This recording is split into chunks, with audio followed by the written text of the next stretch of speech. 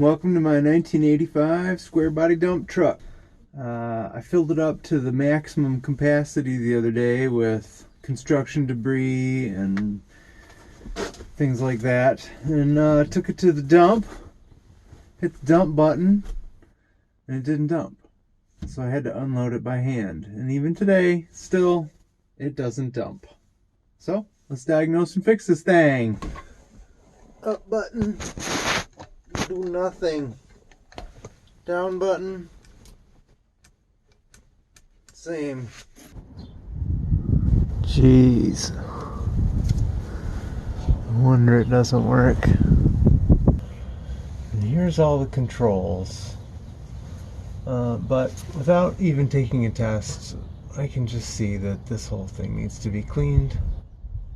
You can see just the level of corrosion. It's right where the tires kick up all the salt. Just mounted like a piggyback. I think that's the release valve wires. That's what lets the dump bed down, that hydraulic hose. Here's the pump. And when the pump's activated, fluid goes out the fill hose there to the cylinder under the dump truck.